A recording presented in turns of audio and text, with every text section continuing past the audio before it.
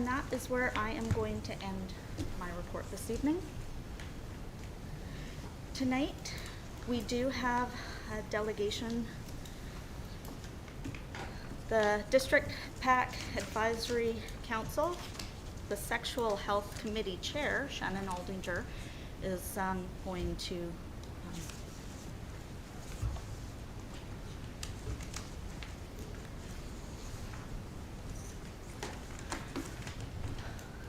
thank you so much for joining us tonight.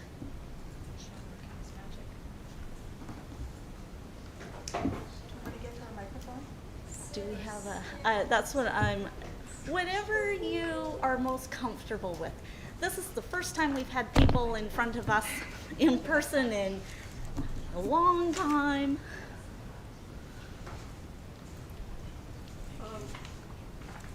Maybe she could take Pat's mic. Yeah,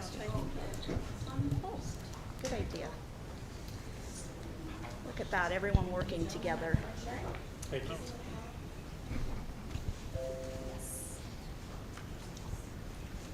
Great.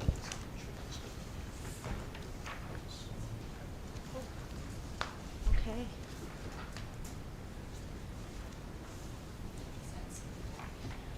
Thank you.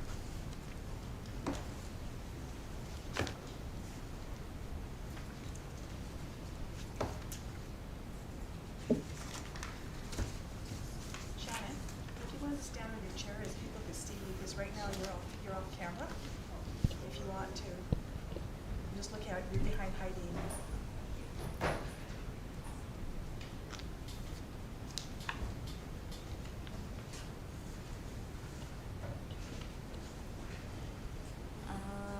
Now we can see you. Yeah.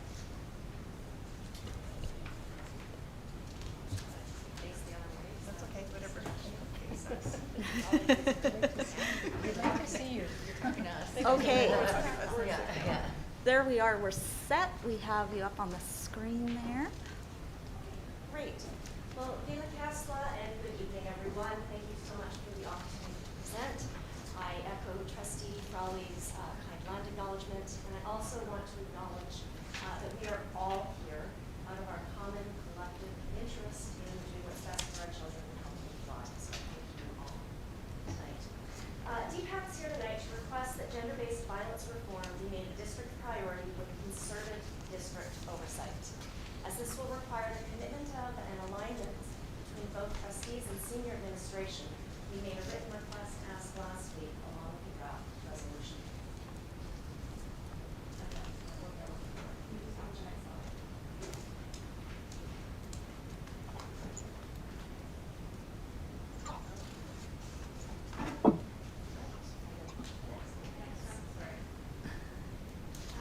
By now, we're probably all familiar with the Statistics Canada data, which shows that 1 in 4 girls and 1 in 8 boys are sexually abused by the time they're 18. Girls between 15 and 17, when they're in our high schools, report the highest rates of assault, as do girls who are Indigenous or who've had disability experience, as well as our youth who identify as LGBTQ+. If we apply these rates to our district student population of approximately 8,600, this means that over 1,000 of our girl students and over 500 of our boy students will have experienced sexual abuse by age 18. And if we look only at our graduating class of about 660 students per year, then on average, based on the national statistics, about 96 girls and about 48 boys will have experienced sexual abuse by this milestone. Now, not all these stats are peer-to-peer sexual violence, and I'm certainly not suggesting that that all takes place within schools. But the connection to the school system is that these students are all learning, and they're all socializing in our schools. And sometimes these students even have to come together to the same school. And as such, school districts are uniquely positioned to provide leadership with respect to these pervasive problems. Now, looking one ahead, I'm sorry, that's okay, thanks, Jen. Looking at provincial and regional stats, the 2018 McCreary BC Adolescent Health Survey reveals that North Vancouver Island rates of sexual abuse, dating violence, and sexual harassment are all higher than the provincial average. Now, due to time constraints, I'm not going to review these statistics in detail, but they are in the letter that was provided last week. And similarly, I don't have time to review the student voices behind these statistics, but I can tell you that pressure from other students is a common and repeated theme. Now, I sometimes hear the statement that it's just not a problem that we hear about in our schools, and I do want to address this briefly. First, sexual abuse and sexual assault is notoriously underreported. It's estimated that 95% of sexual assaults are never reported to the police or other institutional authorities. And so another way of looking at it is that when you do hear one as an institution, it may be that that actually reflects about 20. Second, sexual harassment has become so normalized that students, parents, and educators can miss it. This is according to a 2017 study from Harvard University's Graduate School of Education. It largely flies under our adult radar with large numbers of parents, educators, and other adults appearing to be either unaware of the seriousness of the problem or they don't know how to deal with it. Now, it should go without saying that sexual violence is a pressing mental health concern. Sexual assault is a traumatic experience, and it's identified as one of the 10 adverse childhood experiences, or ACEs, because it has a profound, debilitating, and long-lasting effect, sometimes permanently. It can extend into adulthood and impact intimate relationships, parenting, as well as employment and economic productivity. Now, there's no quick or easy fix to sexual violence, but DPAC is proposing a course of action that involves 3 key aspects. The first is district oversight and alignment around 2 common goals: prevention and response. This course of action is drawn from DPAC's 4 resolutions to the BC CPAC AGM last month. PACs and DPACs throughout BC voted overwhelmingly in favor, between 94 and 99% in favor of these 4 resolutions. These resolutions also had been unanimously approved by our district's DPAC representatives in February. 13 of our 15 elementary schools voted in favor, with representatives from the other 2 not in attendance that night, but in support of the resolutions. All 3 of our secondary schools with DPAC representation voted in favor, and the resolutions have also been approved enthusiastically since then by NIDES and Navigate, which is our district's largest parent advisory council. So the first part of our proposal is district oversight, and we propose a district-wide committee to address the issue of gender-based violence among students, which would report regularly to the Board of School Trustees. We ask that it meet once before the end of this school year and then regularly thereafter, and that it include representation from the board, from senior admin, from DPAC parents, from CBTA, students, and the community. And specifically, possibly the RCMP Community-Based Victim Services and CV Family Services Association, because they have specialized counselors in this area. We also propose that sexual assault and harassment prevention, as well as data tracking, be specifically included in the job description of 1 or more of our senior administrators. Now, the second part is based on prevention. And we propose, yes, even more consent education for our students, because it seems that the hour or so per year does not seem to be enough. There's a lot of confusion about pressure and what's allowed and what isn't. We also think that concerted effort should be made to make consent part of the school and district culture, including through things like part of the orientation at the beginning of each school year to students, including a clear message to students that asking for nudes or sending them unsolicited is not okay and is, in fact, sexual harassment. We think public information campaigns should be ongoing throughout the year. We suggest sensitivity training and professional development opportunities for staff, and community partnerships. As one example, the Transition Society recently had quilt squares about sexual assault and consent outside the Sid Williams Theatre, and we think that those types of displays would also be well suited to our schools. We also suggest developing and implementing a sexual harassment policy, and that all of these measures should be done through seeking input from students with lived experience. The third part of our proposal is how we respond to sexual assault and harassment. And this would include, first and foremost, the recognition that sexual assault and harassment are not isolated incidents. Rather, they take place in a larger social context of misogyny and sexism. Second, we think we need to review our existing response protocol to ensure that it's trauma-informed and supportive of the complainant, that it provides clear guidance to educators, counselors, and admin, but also allows for some nuance and flexibility, and also that it must be transparent to parents and students. We also think it's necessary to create a district policy to track and assess data concerning student disclosures to district and school staff of peer-to-peer sexual violence. And by data, I mean numbers. I'm not talking about students' names and private information. We say this is important. It's important that one or more senior district administrator is informed of all of the complaints of sexual misconduct in our district, and then it maintains some type of data around it for the purpose of assessment and retaining institutional memory. As it stands, if one person has all this information, or if no one has all this information, it's impossible to track and assess. If only one person has it and it's not carried over when administrators change, then we've lost institutional memory. We say that data collection, retention, and assessment is a necessary tool to render a social problem visible, to measure progress or lack thereof, and to advance evidence-based policymaking. I point out that we do collect data about all sorts of different things about our students, graduation rates, student satisfaction, Indigenous student success rates, and this is another set of data that we think is important in assessing in relation to student health.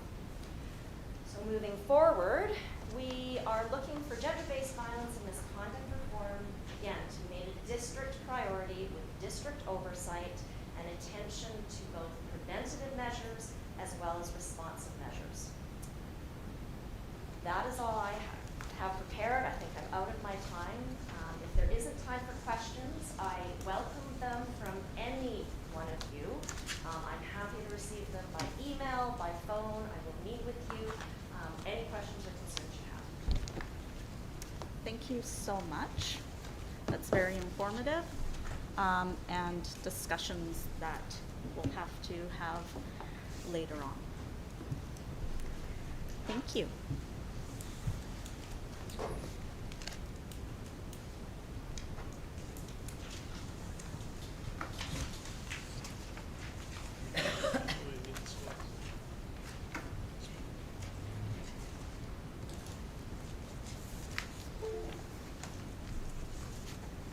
Okay, thank you. So this is our first time having so many people in the room, and normally we wouldn't have the public here as well. So I am going to look towards my colleagues. Do we continue on with a fully public? We are a public board meeting. We Okay. invite them to present it. They will stay. I Okay. would just ask if maybe the doors can be open, just so we have some ventilation going through the room.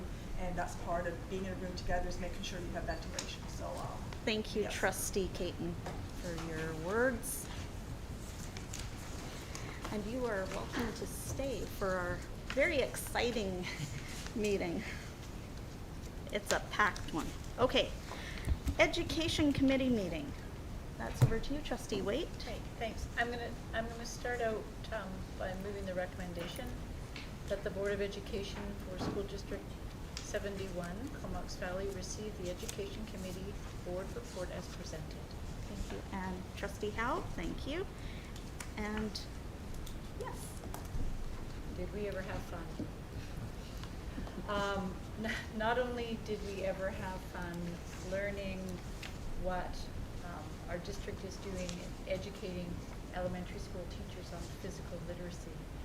It is such an important topic, and I believe not contained in the report, and I think I've got my numbers correct, that Gina Taylor indicated that over 100 teachers, I think it was 100 teachers were trained this year in physical literacy in elementary school, and they have kits for their classrooms and all all sorts of important things that are parts of the links of the chain to help our students in our district become the educated, informed, resilient learners that we're all working towards. It was an amazing session, and I just want to commend the district on the work that they're doing in physical literacy.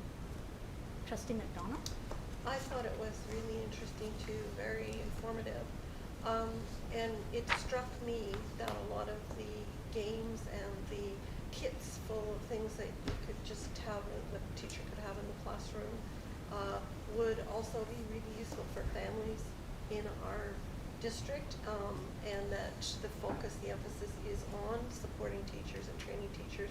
But I would hope that the superintendent might find a way to be able to share Gina Taylor's skill and knowledge with DPAC, and the way that they actually then share out to their other parents. It could be really valuable, because I think parents with bored kids or waiting in a ferry lineup or whatever would benefit from all those balancing balloons on your finger games and things like that, you know?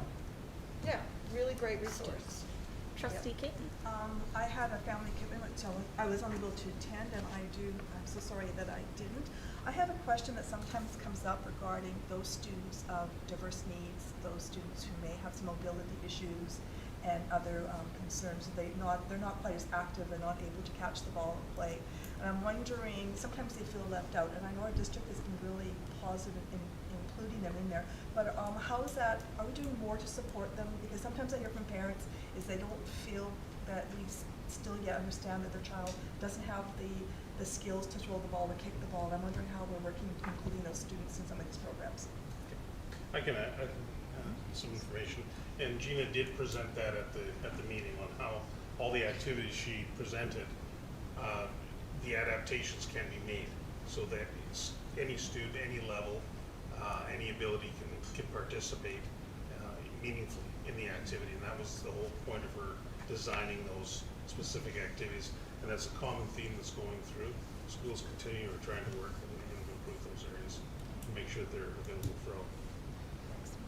Thank you. Any other comments? Thank you. So then, all those in favor of that recommendation, and that is carried. And our next committee meeting won't be until the fall, until October. Thank you. Strategic direction, over to you. Thank you. Superintendent. This is, I always enjoy this. The board business newsletter will be on our website, but there's some great things happening. First off, Comox Valley Schools, SD71 dominates the Canadian Improv Games. Highland Secondary School's entry into the finals, they won first place in all of Canada. So congratulations to, technically it's improv team, Olivia Parsons, Ava Bayers, Owen Valmorbida, and Nicholas Constantino, and teacher Lisa Williams. So congratulations on an amazing accomplishment. In the junior competition, Isfeld and Vanier teams finished tied for first place overall. So all three schools did an amazing job this week, and congratulations to all. And there are more details in the newsletter, but what a wonderful, and that came over the weekend, so congratulations to all those involved. GP Vanier hosted an ADAPT injury prevention event, and ADAPT is Alcohol and Drug Awareness and Prevention of Trauma. A program is an injury prevention program that provides students with a realistic look at the impact of poor decision making and the immediate and long-term consequences of trauma. And on the website you'll see photos where they actually had a car and using the jaws of life to get in it to show the students the impact. The event included members of the RCMP who spoke to students, the Courtney Fire and Rescue, an ER doctor, a car crash survivor, and paramedics. So in that event actually visited all our sites. GP Vanier held the very first ever Indigenous Rugby Day in School District 71. Over 80 Indigenous students from the Comox Valley Schools, grades 6 to 8, attended for a day of skills training and flag rugby held at Vanier. Local elder Fernanda Perret welcomed students and shared her inspirational story of recently participating in the Times Colonist 10K. Players were divided into groups to start the day for a series of skill development drills led by coaches from Rugby Canada, Thunder Rugby, and support from Comox Valley-based Rapids Rugby. After lunch, teams were formed for some action-packed games of flag rugby. No experience playing rugby was necessary for students to participate.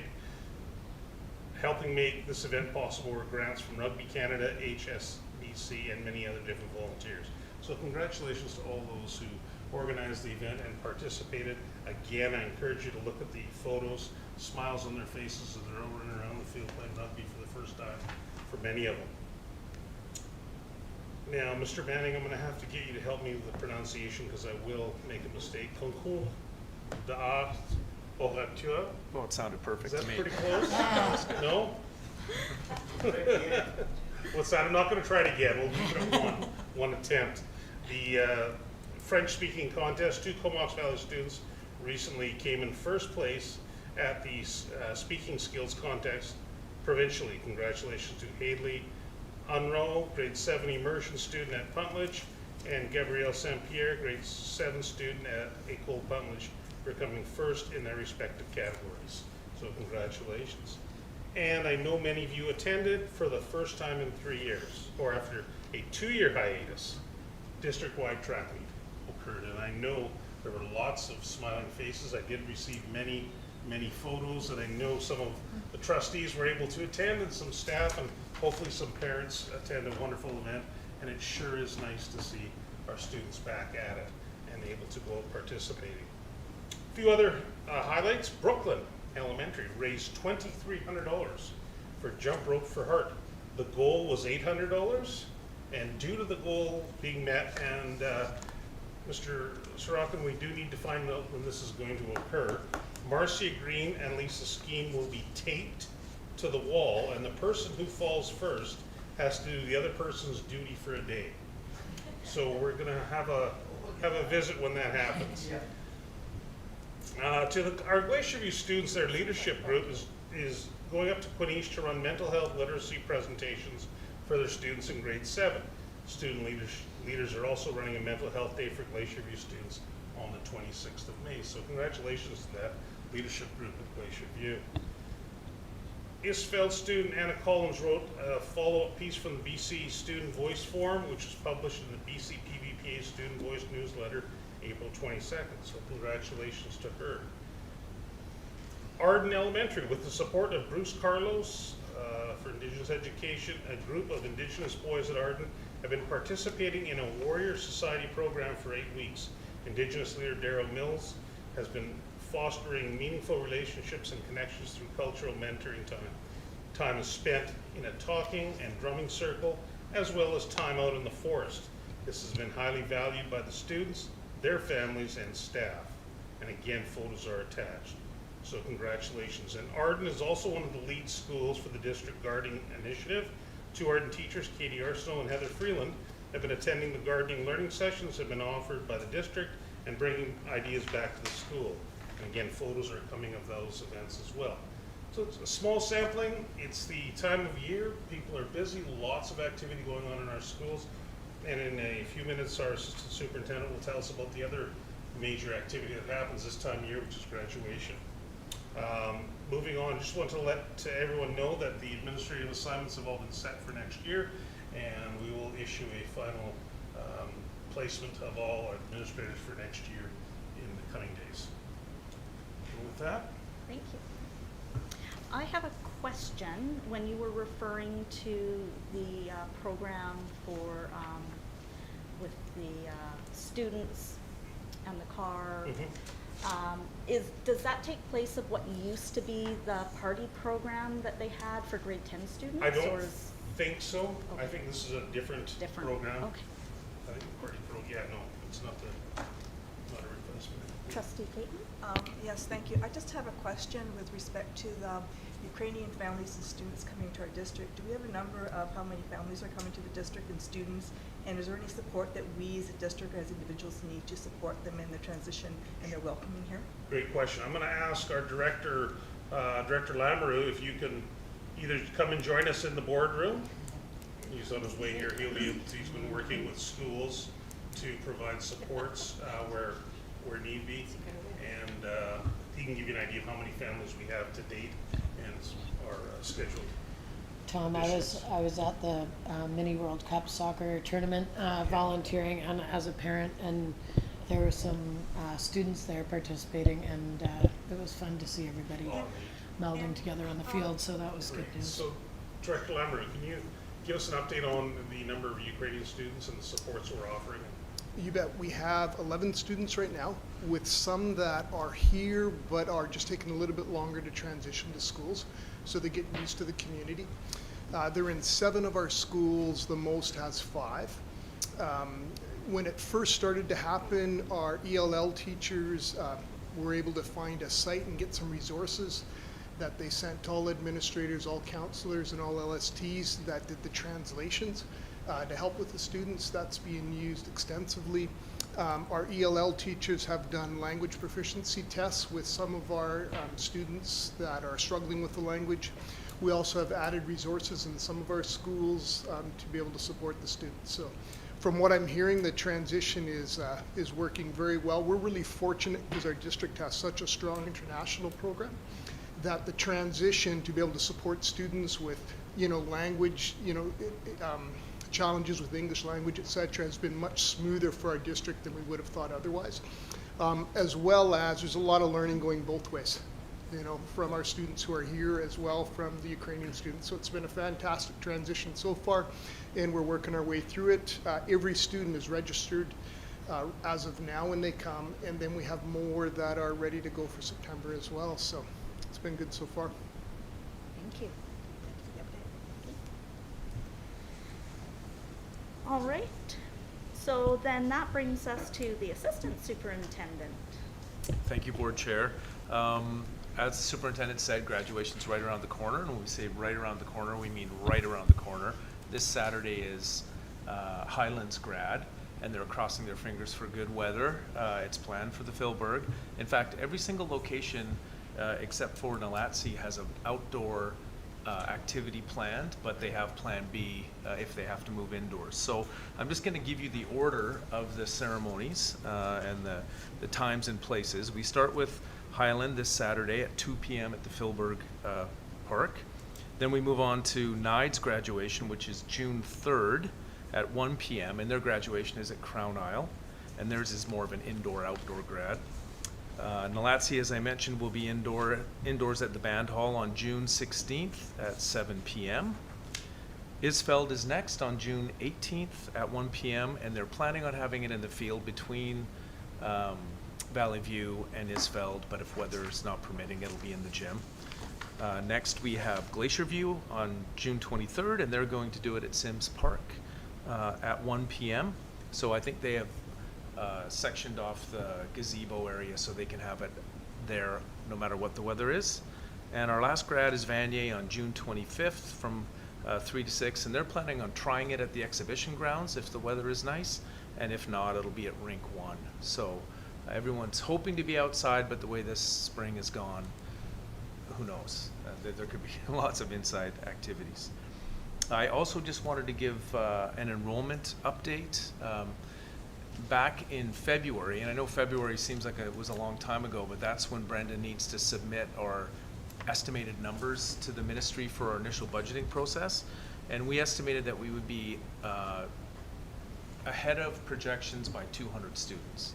And so we set that as a goal, and I can tell you as of today, we have met and passed that already, and we still have a month and a half of 2 months, really, 3 months, what am I talking about?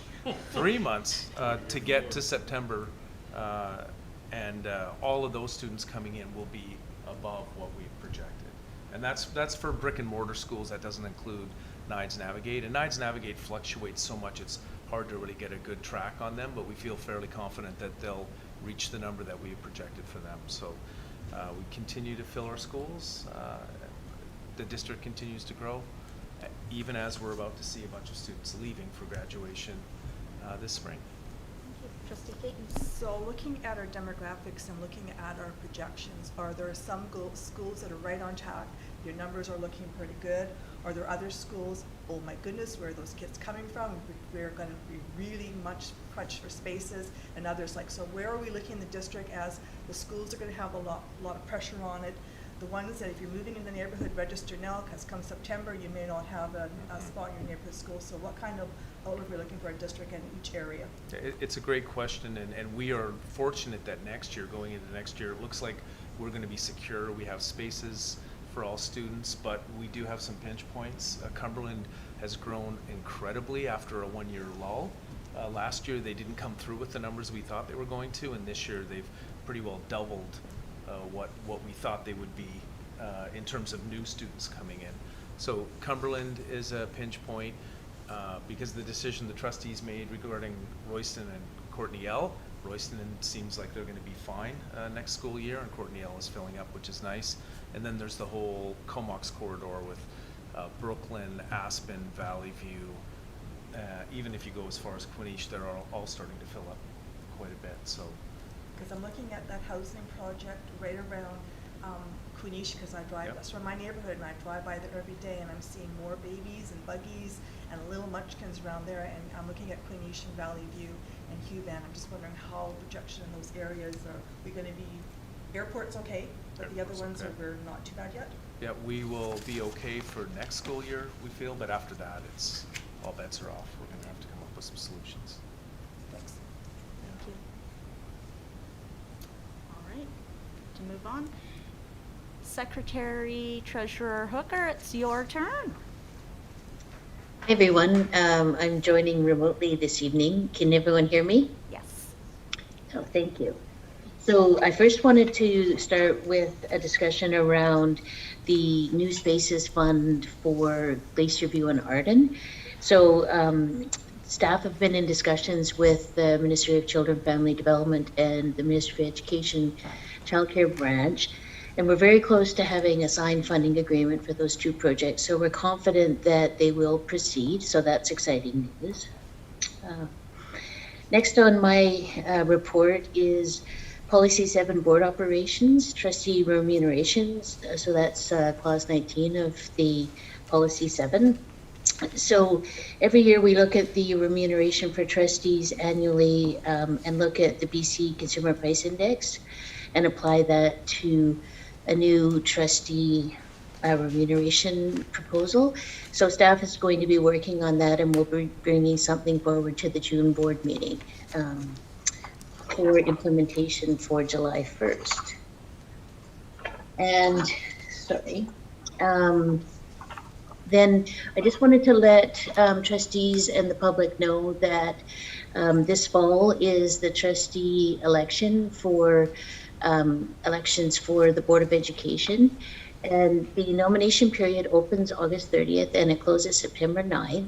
So we felt that it would be important to have a trustee information night session in June. So an information night for potential candidates for a trustee that want to learn about the role and the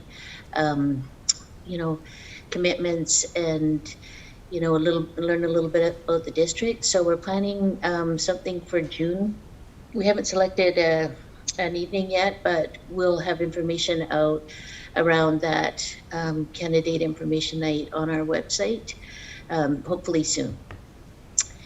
And then the last thing on my report is a recommendation and briefing note on page 11 of your agenda package. So it's just around recommending that we have a look at our board committee structures and how then that might affect trustee bylaws and various policies. So we have been, as part of our conversation that we had around board governance and board review, an idea came up around a committee of the whole structure as a way to perhaps be more efficient and effective with our the important work that trustees do. So we just wanted to bring a briefing note with some background and some analysis, and then a recommendation that would perhaps direct staff, if the board was supportive of this, to prepare a report to bring to the June board meeting. So just around what this could look like and what the pros and cons of going to a different type of committee structure would be. So I'm just bringing that forward to the board for consideration. So I can move the recommendation and then, is that, yes? I'm going to read it out. Yeah. That the Board of Education for School District 71 Comox Valley direct the superintendent to prepare a report on implementing a committee of the whole structure for consideration at the June 21st, 2022 board meeting. Trustee Waite? Second. Perfect, thank you. And any further discussion? Well, would you like to speak to it first, Trustee Howe? Yeah, sure. I'm totally in support in having a report brought to us about the pros and cons or any other additional information about that structure. We've talked about it in the past in some governance sessions, and I know we all like to communicate and be on the same level with things, and it would be a good opportunity for us to, maybe for new trustees coming in, also to get a better idea of what the scheduling looks like too for our role and just how to best serve our community. I think sometimes when we're doing things as a group, everybody has all the information at the same time. I like the idea and the opportunity to be together in that kind of capacity. So yeah, I'm happy to support it. Thank you, Trustee Keaton. So in theory, I do like the thought of committee of the whole, but in previous experiences, it's not always been a great experience or positive experience for various reasons. And I'm just wondering, this would not include the policy committee. The policy committee would be separate, am I correct? And the finance committee would be committee of the whole. So I'm just kind of like, my thought is the policy committee as a committee of the whole never worked. When you have 7 trustees, micro and wordsmithing on policies, it was 3 and 4 hours we had meetings because it was the comma should be there or the word "the" is wrong on that one there. So in past, it's worked, but yet it hasn't worked. So I do have concerns with the structure and the process. So while I will support the motion, I'm going to make some reservations on time and length and some of the problems we've had in the past when we've had it, because we had a committee of the whole, got rid of it, went back to individual committees, and now we're going back to it. So I'm a little concerned. Thank you for those pieces, Trustee Keaton. And so our Secretary Treasurer Hooker, can you just respond to those concerns? Sure, and so this is just a preliminary review of what the structure would look like and pros and cons. It's not that we're definitely planning on moving to that structure yet. That would be something that we'd consider. But to what Trustee Howe spoke to, we felt that the timing of perhaps looking at this might be good ahead of the fall election and a new board coming in to, as Trustee Howe said, provide the certainty, etc. So I think the idea was that the policy committee would perhaps remain outside of the committee of the whole structure if we did go to that type of structure, as well as the audit committee, because those are really critical committees of the board that would be separate. And finance, facilities, some of the other operations types of committees could be combined into a committee of the whole structure. So we would just be doing the initial investigation. We'd be looking at what policy, et cetera, might be affected in bylaws, and then bringing something forward for the June meeting to consider, because then we would need to we would need to action something if we were going to move to this at the June meeting in order to have it implemented for the September meeting before the current board is dissolved and ahead of the October elections. So that was just what we're bringing forward, and we're happy to hear any questions or concerns around a potential new structure. Great, thank you. Any other questions? If Brenda, if we have any questions or concerns, like, you know, as the next week or so goes on, we can just contact you and talk to you about them so that that can be included in. Yes. In the report. Yeah. Okay, thank you.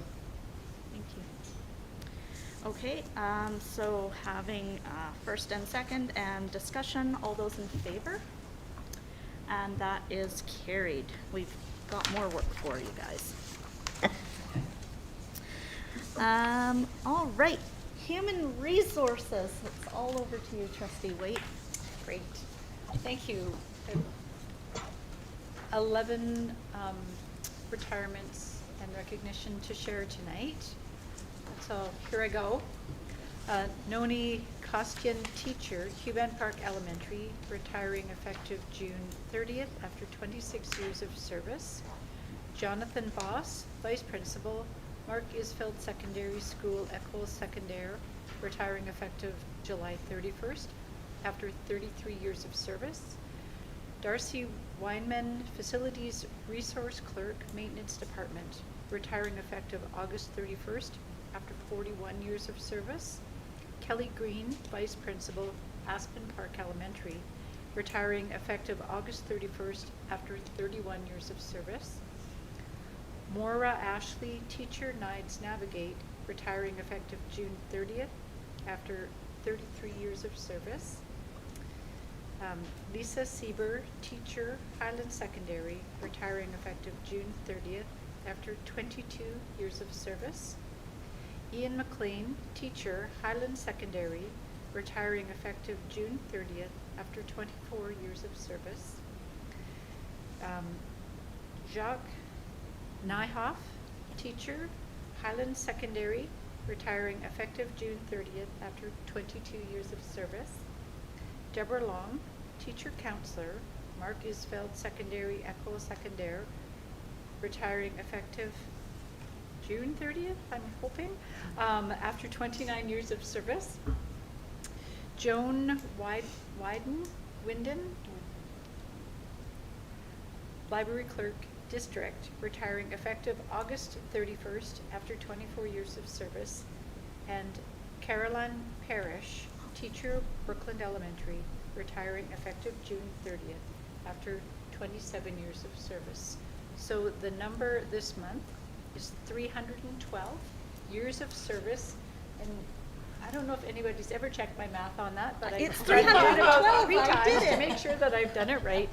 And I want to take this opportunity to thank each and every one of the employees that are retiring for their dedication and service to our district. 312 years, that's a lot of years combined service. Thank you. One of these teachers was a preschool parent on Horton Island at the same time as I was, and she was just 30, and now she's retiring after 27 years. This is not computing for me. Thank you. Board Standing Committee reports. Finance Committee. That is, I'm going to turn that over to our Finance Committee Chair, Trustee Caton. Thank you, Chair Fowley. Tonight is kind of exciting because we get to present a balanced budget, yay, compared to many other districts in the province. I'm going to turn this over to our Secretary Treasurer and our Director of Finance, Candace Hilton, to answer any questions and give an update. But I would like, before I do that, is to commend and thank our senior leadership team and staff, and also the what's that committee called? Sorry, the Budget Advisory Committee, for the hard work and the many hours they spent looking at our budget. And I think we had like $38,000. We had flexibility on around $40,000, and I'm sure you guys had a hard discussion where to spend that money. But we are one of the few districts in the province on the island that has got a balanced budget, and I've been a trustee for 17 years, and this is the fourth balanced budget of 17 years that I'm going to be able to present and pass tonight. So I'm kind of excited in that respect. So Secretary Treasurer Brenda, I'd like for you and Candace to walk the board and are viewing thousands of people online here that are our budget and where the money's going and how we're spending our over $100 million that our district has budgeted for. Thank you, Finance Committee Chair Caton. Yes, it is very exciting that we're able to present budget that's balanced. And just for clarification, at the end of the day, every district does have to present a balanced budget to the ministry. And it's just a question of how they get there, whether they have to reduce their staff and services or whether they draw on reserves to balance their budget. But we were in the fortunate position this year where we were able to, with the increased enrollment that the assistant superintendent discussed, present a balanced budget without having to reduce any services, and we were able to fully fund our cost pressures. Plus, we were able to include in the budget a little bit of funds for some of the deferred projects that we had because of cost escalations. So what I'd like to do first is that's the first item on the agenda for the Finance Committee was do a presentation around this year's budget, and then I would like the board to consider the budget bylaw that we're bringing before the board. So in your board package, I'm going to share my screen. I've got a presentation that we've prepared. And sorry, just did you can you see my screen? We can see you, but nothing else. Oh, so the screen didn't share. Sorry, No, just not one showing. second. Just trying to get the presentation up. There we go. Now can you see it? Yes. Okay, great. So, so this is a presentation on the annual budget for next year, which is based on the enrollment that Assistant Superintendent Manning talked about that we submit to the ministry in February. So in your board package on page 27 is the start of the annual budget that we're bringing forward. On page 29 is the budget bylaw that we'll ask you to consider a bit later. So the first page in the budget document is on page 30, and it's a statement 2. So statement 2 shows the projected enrollment that we're considering, and this is a consolidated statement which includes the capital and operating and special purpose funds. So overall, the budget bylaw that we're going to ask trustees to consider is with all of those 3 areas, $129,501,725, and that you notice will reconcile to statement 2. And then on the next statement 2 continues on page 31 as well, so you can see that amount there that reconciles to the bylaw. So statement 4 is just a statement, so page 32, that shows trustees the transfer to local capital and overall amortization and deferred capital revenue, which gets to be a little bit the complicated part of our financial statements and budgets. Really, the main part that we're going to discuss this evening starts on Schedule 2, which is on page 33 of your board package. So this is the operating revenue and expenses, which is the main area that we fund our classrooms through. So you can see on the operating revenue, we have a total of $105,987,327. And on the revenue, if you'll turn to page 34 of the ministry document, that is Schedule 2A, and that shows the overall operating revenue in detail. And so what this document compares, so you can see in the column on the right, it's our amended annual budget that we passed as a board in February. And then on the column on the left is the annual budget we're projecting for September. And so this is showing an increase of $3,348,072. And that's mainly an increase in the Ministry of Education revenue based on the increased enrollment that we're having. So you can see from this slide that 96.5% of our overall revenue is from the Ministry of Education and Ministry of Education grants. And then we have 3.5% of the funds from other revenue sources, which include our international students, money we get from the cafeteria, rentals and leases, and investment income. And as you can see, we have budgeted zero amount from reserve this year, so we're fully funded from our projected enrollment. So on the next page, we have Schedule 2B, and that is this is a slide that shows our expenditures by category, or for the accounting folk, it's object codes.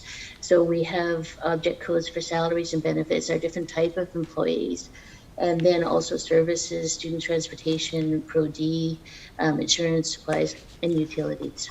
So this is our operating expenses broken out into these categories or object codes. And so overall, we can see that 69.2% of our operating expenses are spent on salaries, 17.1% go to benefits, and 13.7% are in service and supplies.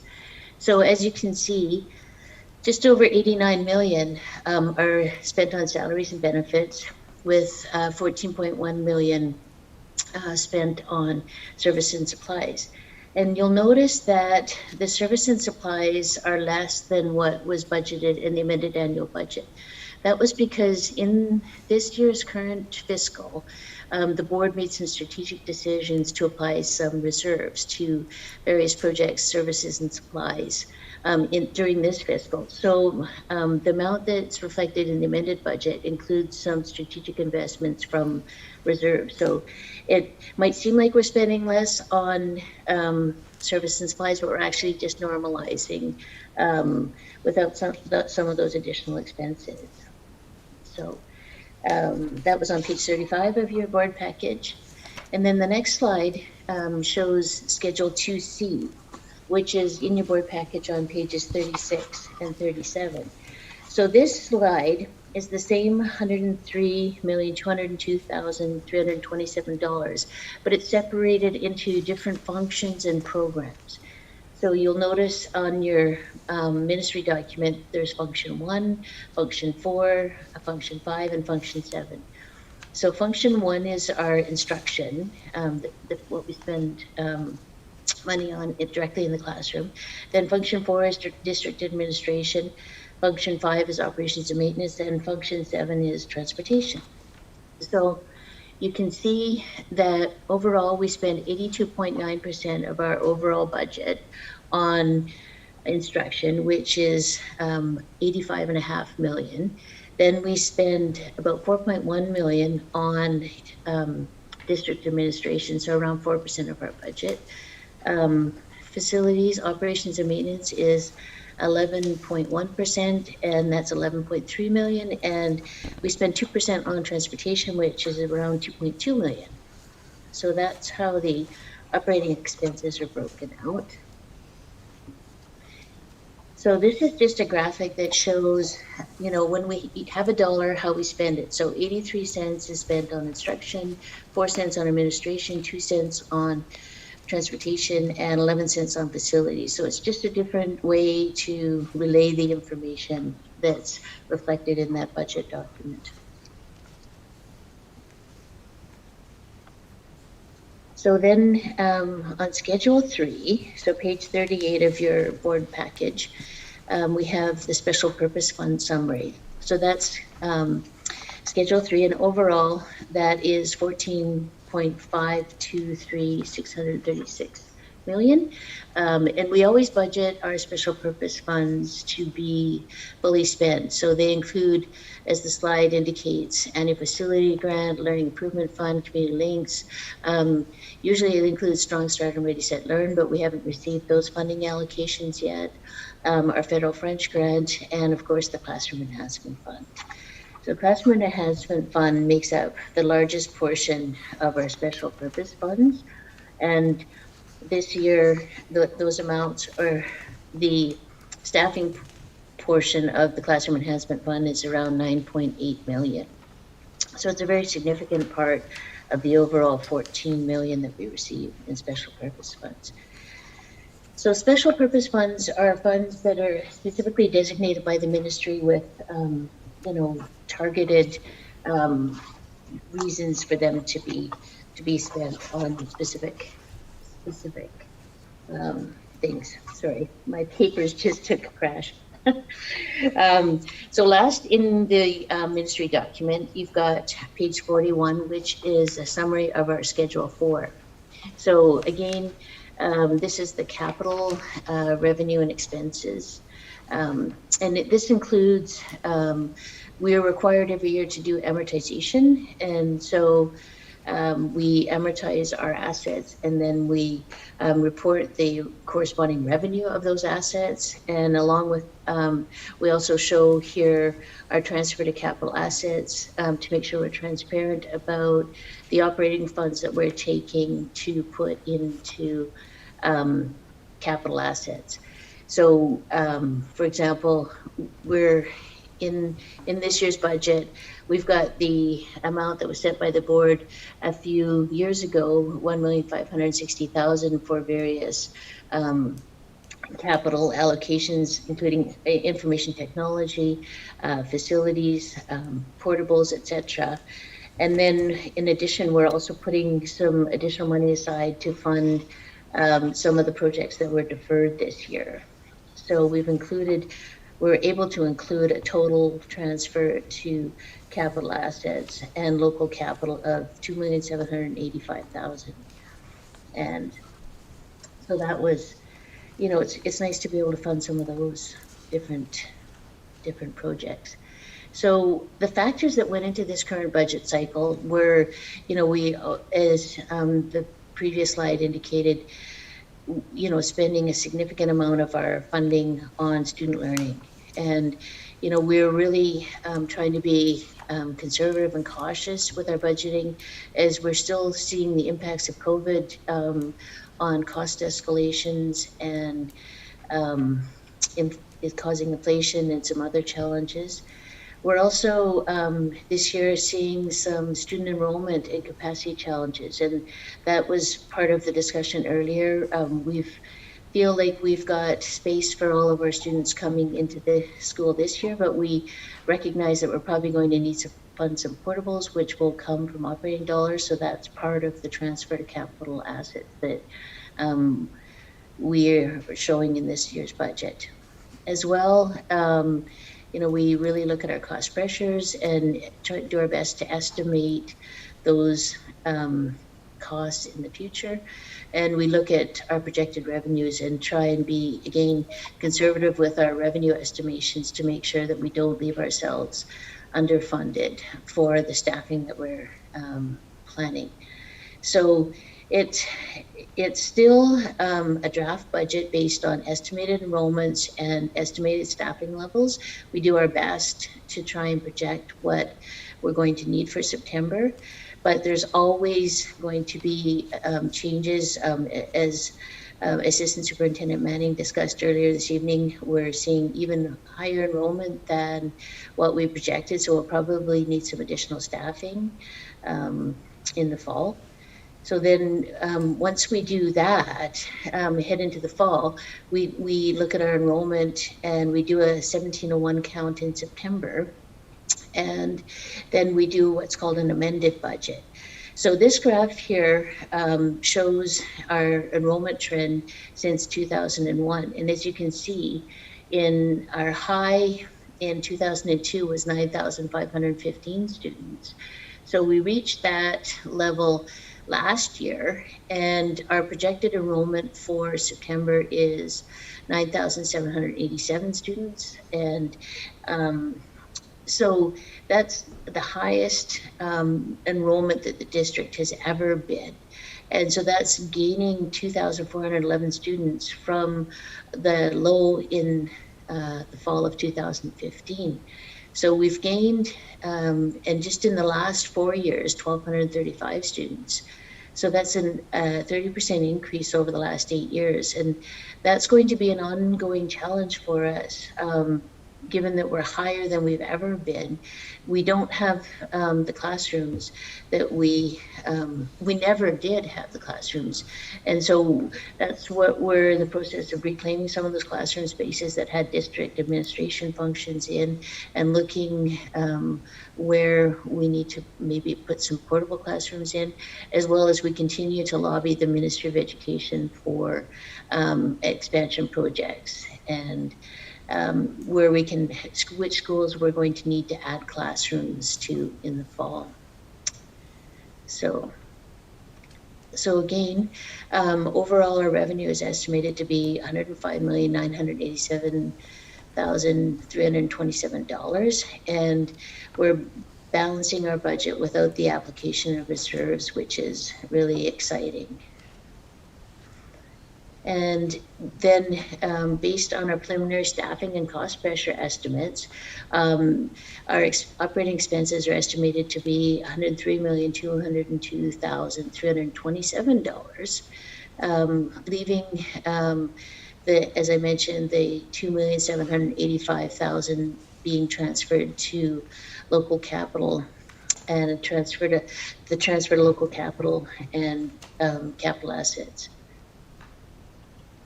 So then, as I mentioned, that's a balanced budget. And, you know, we're, as Trustee Caton mentioned at the start of the budget presentation, you know, previously trustees and staff have worked very hard to make sure the district is appropriately sized and staffed, and that we're not in structural deficit, which, you know, we're very fortunate. We're one of the few districts in the province that hasn't had a challenge in balancing their budget this year. And the increased enrollment is really a factor in that. But again, as I mentioned, the increased enrollment creates its own challenges. So we can meet those challenges, and we're working hard to do that.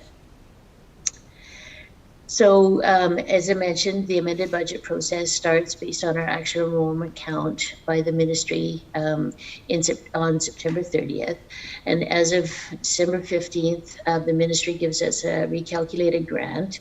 And from that recalculated grant, based on our revised enrollment numbers, then we submit an amended annual budget to the ministry by February 28th.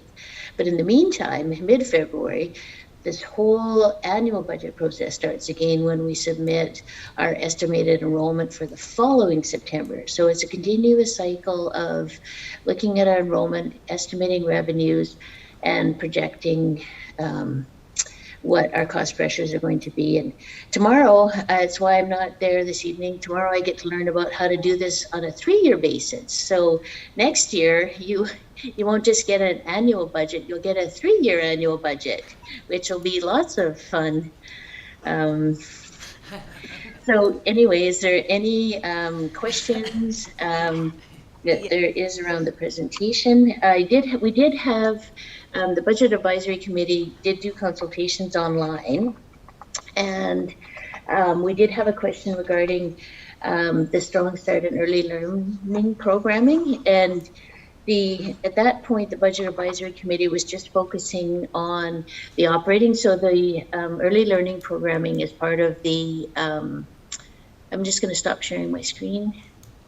It's part of the special purpose fund. So at that point, we hadn't received any information yet on our early learning program. So even still, it's not included in these documents, because if the ministry hasn't provided us the funding, we're not yet able to include those special purpose funds. So Thank you. I have a question here. Okay. Trustee Caton has a question. okay. So thank you for correcting me. I was so excited it was a balanced budget with no major Yes. cuts. And that's what I was trying to say. I was so excited it was balanced Yes. without those cuts that we used to do in the past. I have a couple of questions, Secretary Treasurer Hooker. One is, I guess there's one of the cost factors we need to be cautious of utilities, and I noticed that this year it was $248,000 more than previous. And that's one of the line items that I think we're going to be challenged in the next little while.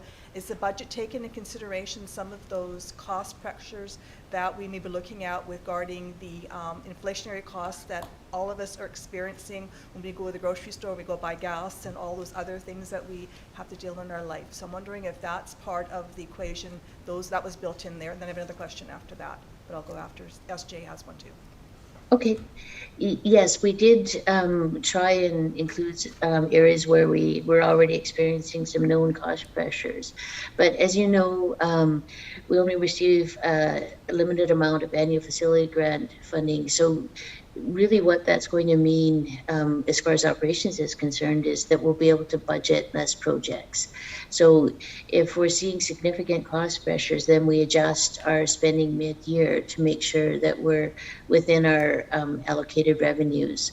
So we're trying to account for the escalation that we're seeing and adjust the scope of projects. And that's why you saw some projects deferred, because when the tenders went out for public tender, they came in significantly higher than we anticipated. So we just put the projects on hold and we didn't proceed with those, some of those planned projects. So we try and adjust as we go along and do as much as we can with the funding that we're given. I'll have another one, but I know SJ had another. Trustee Howe? And, I mean, I didn't even really have a question, I just had more of a comment that was given to me from the public. I had an opportunity to talk about our district in sort of like a broad overview level with some Rotary members of the community, and I just wanted to compliment you guys on some of the visuals that you provide us now in the financial statements that we get, and how easy the public's finding it to sort of sift through, you know, with the different charts. And I noticed like the snapshot that's in our board package, it's making it a lot easier for us to explain how the money's spent in the district. So that was just some feedback I got from that presentation. Oh, sorry. I just wanted to say thank you. So, you know, us accountant types, we love the numbers and going through the actual budget document, but you know, it's also fun to prepare the snapshot document and, you know, to make it a bit more digestible for those that aren't immersed in this every day. And I just want to say a shout out to the print shop who helped with creating the snapshot document. And we will make sure we have all of these this presentation PowerPoint as well as snapshot on our website so that people can see, you know, where we plan to spend our money and, you know, where all that funding goes. Thank you. Trustee McDonald? Yeah, so in the budget advisory committee and some information from Director Hesselgrave, I understood that some of the increased expenses and COVID really put a bit of an impact. It's not just this new cost of living rising, but we had to improve ventilation by keeping windows open, and then increased heating costs came in, and the likelihood of meeting the operations is always trying to have more energy efficient and reduce our emissions, but we won't be seeing good results this year because of some of the adaptations that had to take place in that, and that now we're also looking at our contract for busing includes you know, it's at a certain rate, but with the rising gas prices, we'll see a bit of extra costs coming for that service as well. I thought the thing that, you know, our rate of increase in students, I do think that we don't need to worry that we're going to be seeing necessarily 1,200 in the next 4 years, because in that 1,200, the big rise was related in part to taking on up to 1,000 students in NIDES when COVID came, and we have a great program. I think we're really excellent in how we support it, but they're not bricks and mortar students by and large. So if you take them out, our increase was only 235 over 4 years. That's not as unmanageable in terms of responding. It's good, but it's not like 1,200 every 4 years. Sorry. Do any other trustees have a question before I go back to trustee? Brenda?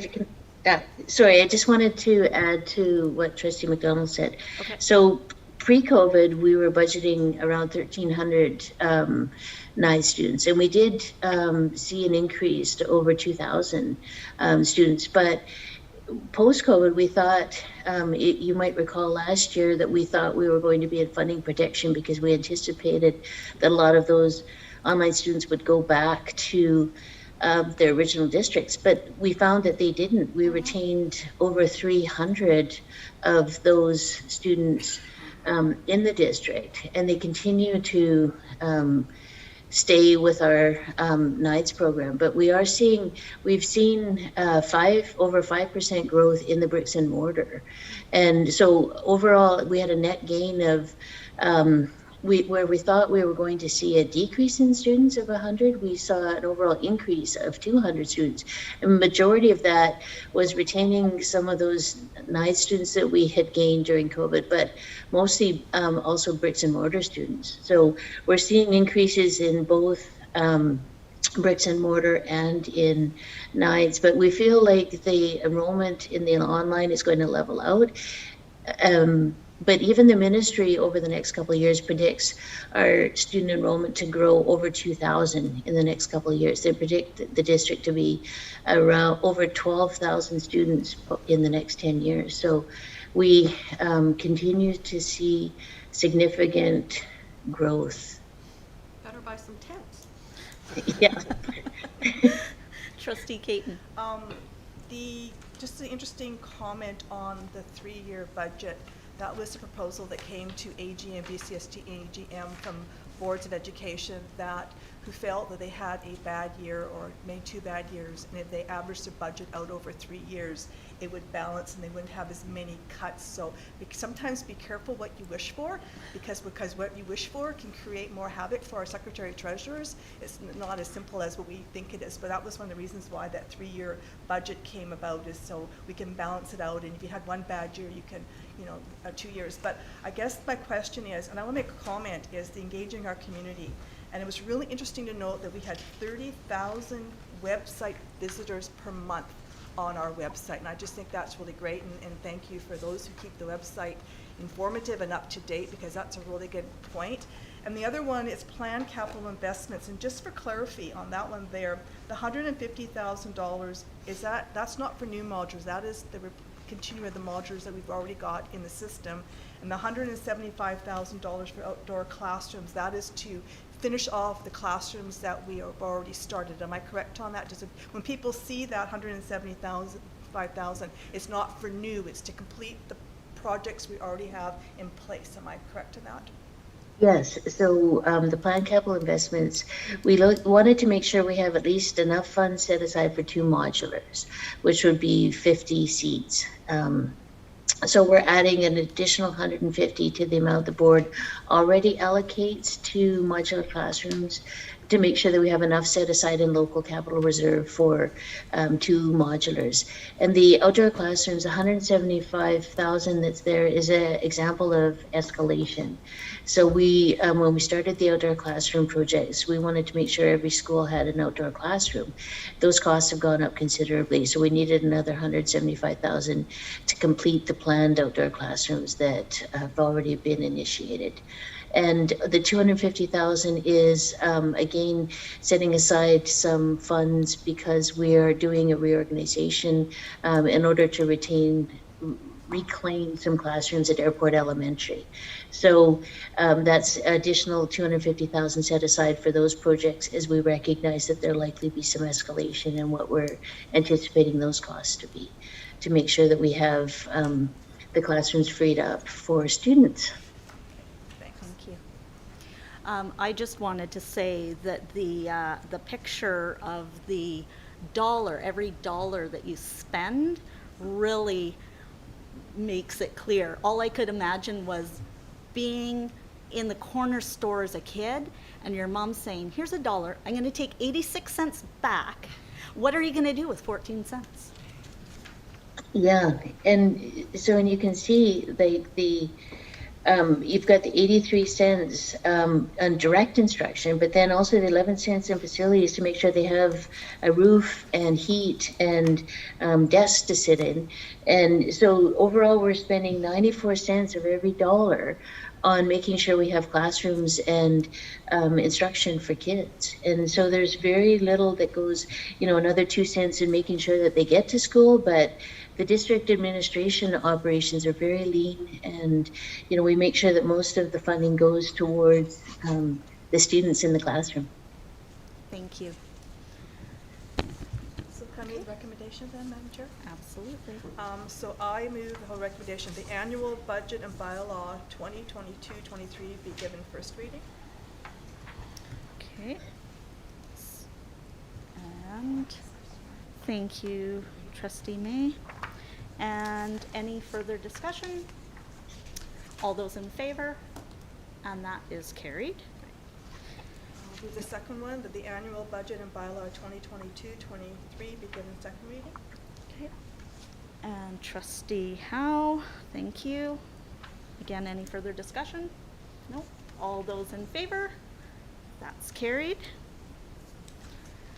That in accordance with section 68(4) of the School Act, all three readings of the annual budget and bylaw 2022-23 be given at tonight's meeting.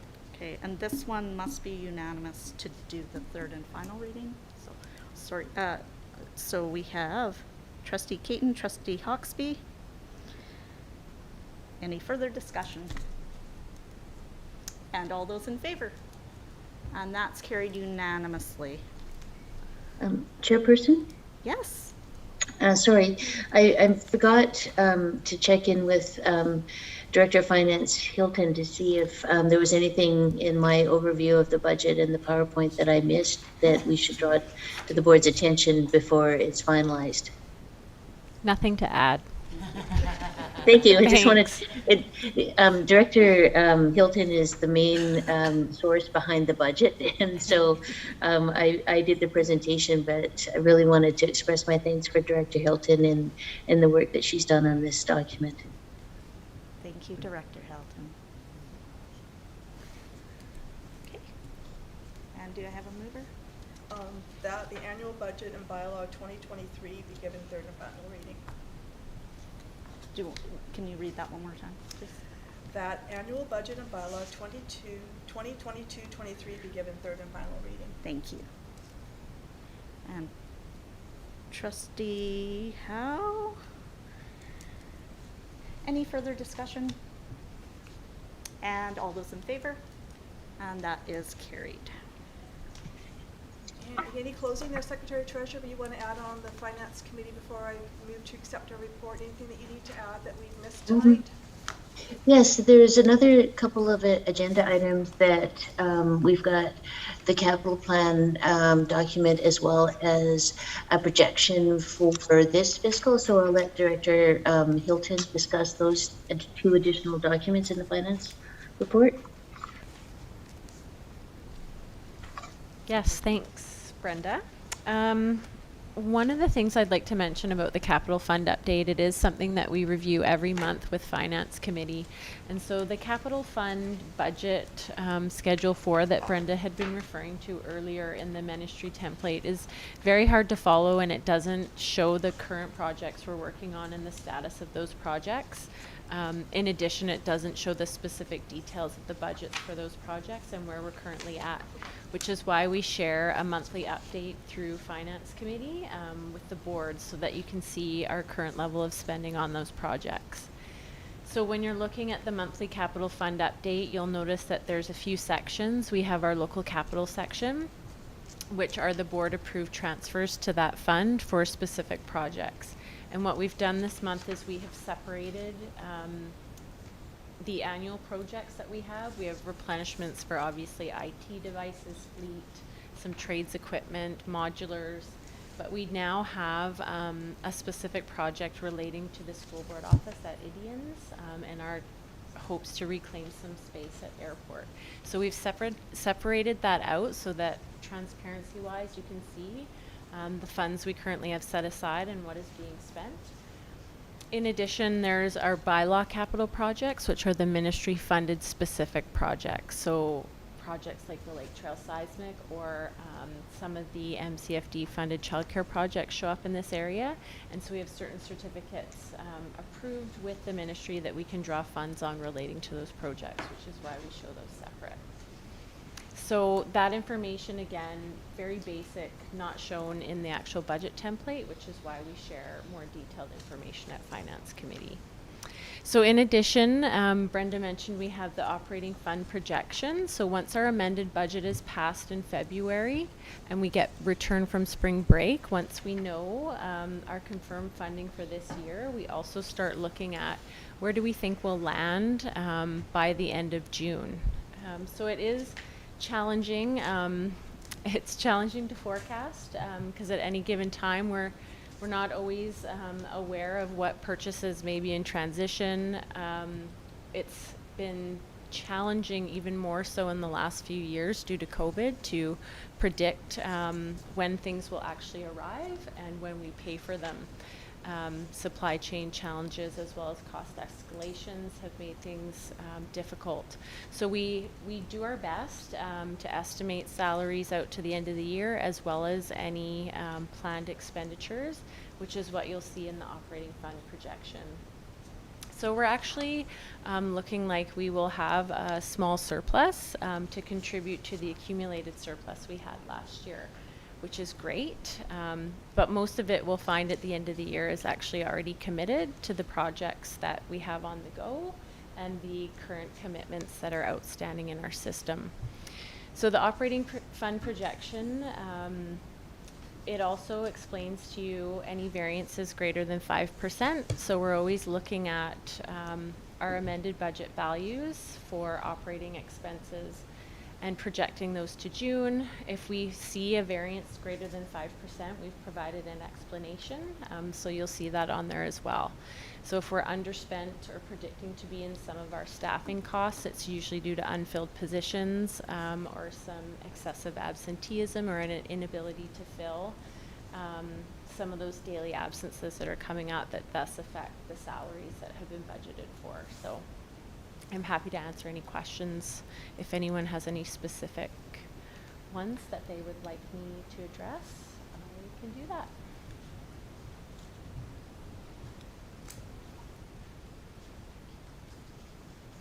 I think we're good. Thank you. Very thorough job.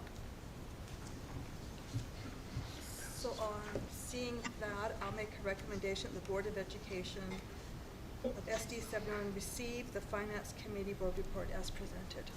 Okay, and Trustee Howe, second, and all those in favor. And that is carried. Policy Committee Board Report. No meeting in May. All right, so we will continue on. Facilities Committee, May 16th. That would be Trustee Howe. Yeah, thanks. Yeah, we did have a meeting on May 16th. And there are a few items for information on the report here. I know there was a couple updates, and I think, Ian, are you going to speak to some of the items for me? I am happy to answer any questions on the items. Great, because I've lost my voice a little bit. So.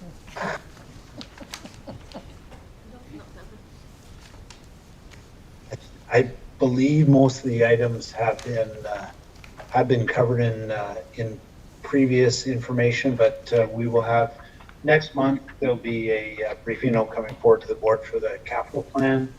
We'll look at that as the process that needs to be approved prior to the end of June for portions of the capital plan.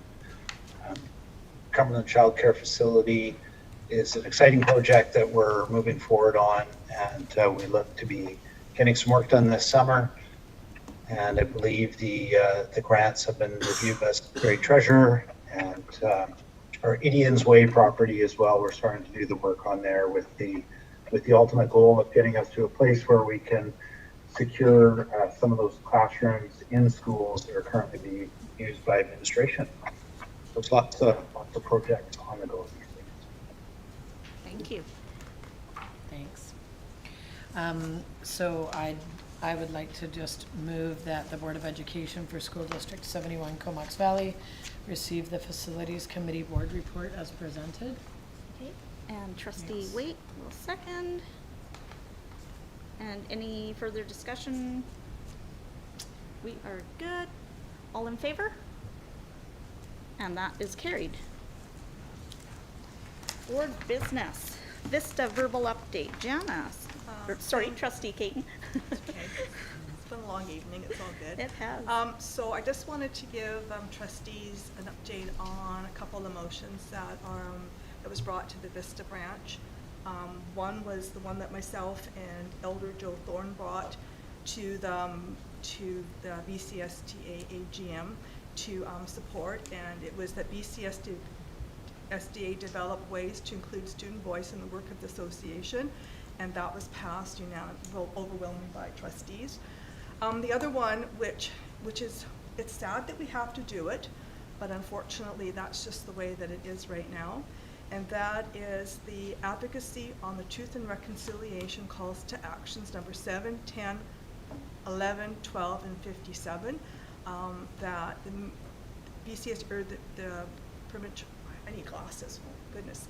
The BCSD urged the Ministry of Education and Child Care and Canadian School Board Association to call on the federal government to fund and implement the following Truth and Reconciliation Commission actions, call to actions. These have been on the book for 8 years and they've still yet to be funded and yet to be enacted. And as our board chair mentioned, one of the outcomes of Truth and Reconciliation is for the calls to actions to be actually moved forward on. The other one was something we talked about tonight, which is capital funding announcements in annual facilities grant.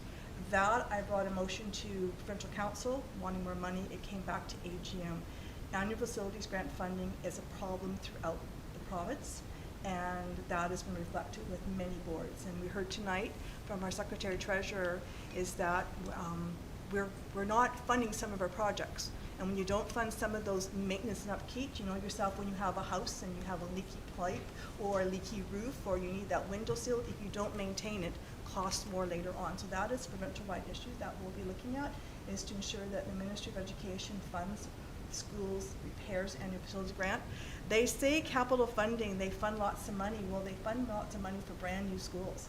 And it looks really good, but a brand new high school is over $100 million.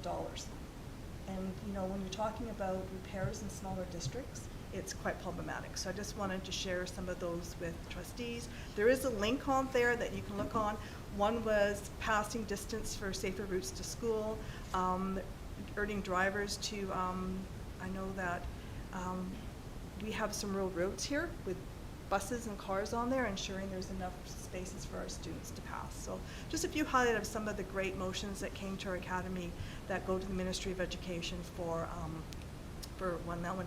And the other one, I think Trustee McDonald, will be the universal food programs, is that ensure that Ministry of Education Child Care provides new funding support universal food programs at all BC public schools. So that was an inconsistency we found with many of our school districts and many of our families, cost pressures and kids going to school hungry. So that's our advocacy work at BCSD and some of the motions that went there, but the two from Vista that I wanted to share with trustees as we're part of Vista is that they both passed. That's my update. Thank you. I just wanted to mention and congratulate that Trustee Caton was acclaimed as the Vista president again. And with that being said, has extended an offer to the board chairs for Vista to meet in Nanaimo, June 8th. So trustees, I need to know, as your representative at that meeting, what items you may want me to bring forward. So if you have some ideas now, or if you just want to email me your thoughts and feelings prior to our meeting. Is there anything specific you would like? Yeah, the meeting is between our CEO, BCSTA CEO Suzanne Hoffman, and our new president Carolyn Brody, and it is it's with the executive and with board chairs on the island. That's one of two meetings I'm organizing. The second one, I keep my fingers crossed, is the Minister of Education. She said she's going to meet with us, and I'm hoping that my email got to her and that invitation will happen. And it is basically over the last 2 years, it's been an interesting challenge for trustees with virtual meetings not connecting, what went well, what went wrong, the elections coming up, and as new boards, we're going to be setting up a some governance and some information for new trustees as they come on there. Because apparently when I told a few of my colleagues here was only 1-2 meetings a month, I lied to them. It's a lot more meetings than that. So a few more meetings than what I told you guys about. So it's as a board, what went well the last 2 years, what went wrong, what can BCSD advocate? We heard tonight, and facilities grant us something and some other things. So whatever trustees you guys want, send it to your board chair, and we will have a really good meeting with all island board chairs in Nanaimo, and with our BCSTA executive will be coming over also. So it's going to be a good meeting. Please, thank you. The next item is also yours, a notice of motion. Yes, it's a notice of motion. Okay.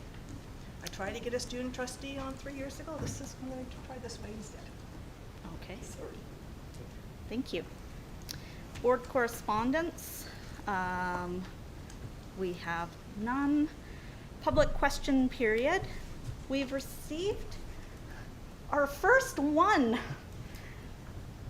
on the website.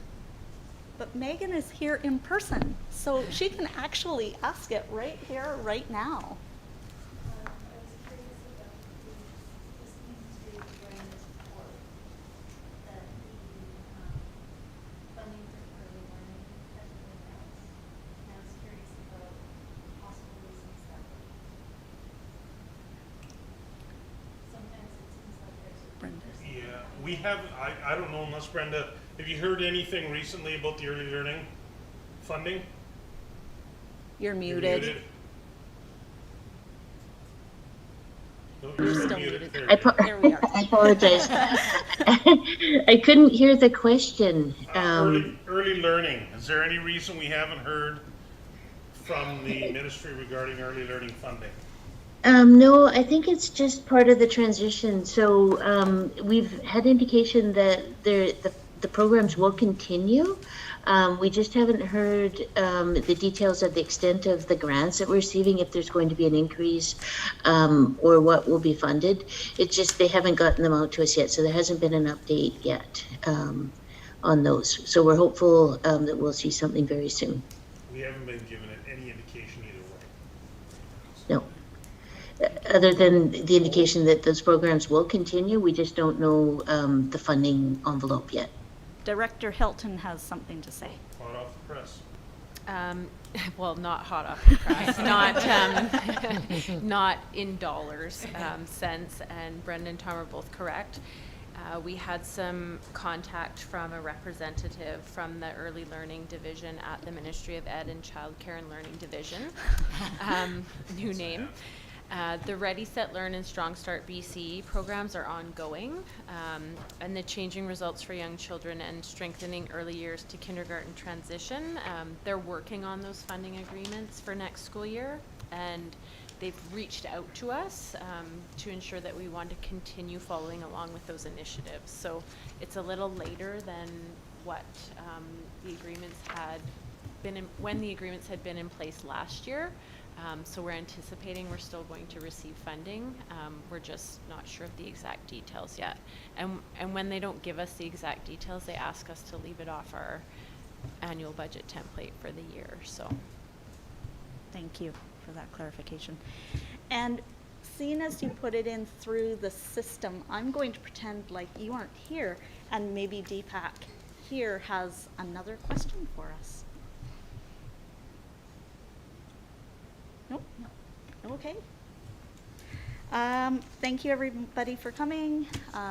We will adjourn at 8:43. And pardon? Oh yes, we have to go back in camera right away. So motion to adjourn and go back in camera. No, just motion Don't to we? adjourn. Just motion to adjourn? Okay, perfect.